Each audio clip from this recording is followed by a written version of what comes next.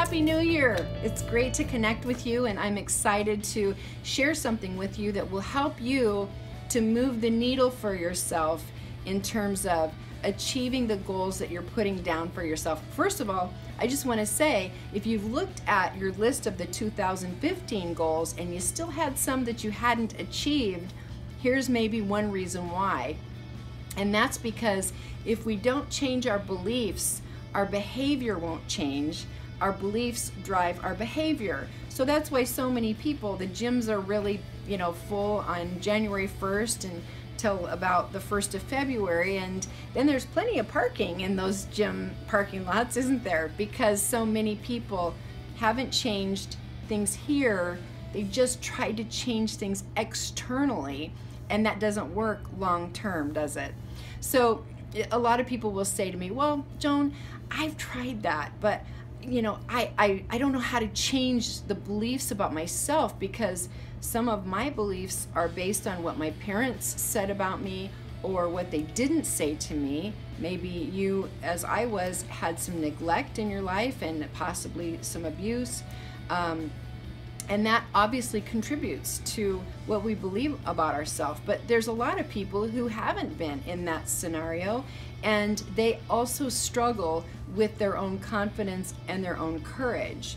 The reality is, the great news is, we can change what we believe about ourselves. We can see ourselves in a new light.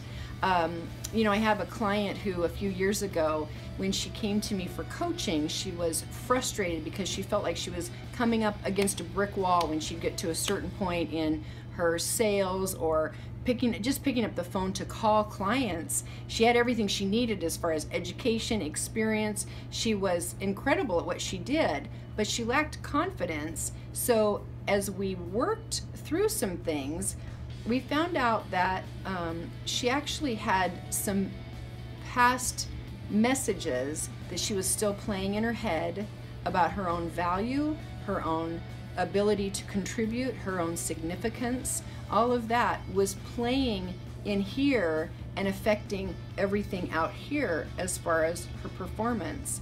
And doing some work with her for even a couple months, she was a changed person, unrecognizable in terms of her confidence, her courage, and how she carried herself, because she chose to do the work here to change her beliefs, which then changed her behaviors.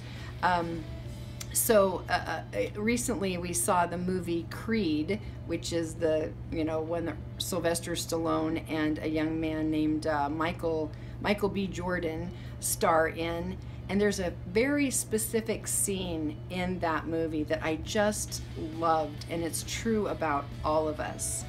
And Rocky takes Creed over to the mirror when they're having a break in the training during that day, and he knocks on the reflection, and he says, "You see that guy right here staring back at you? That's your toughest opponent."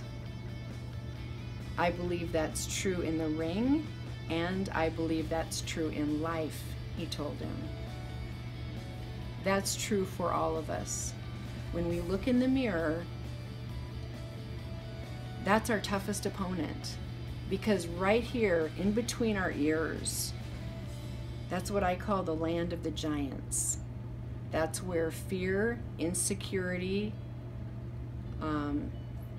our lack of worth, our uncertainty about things, that's where the land of the giants live.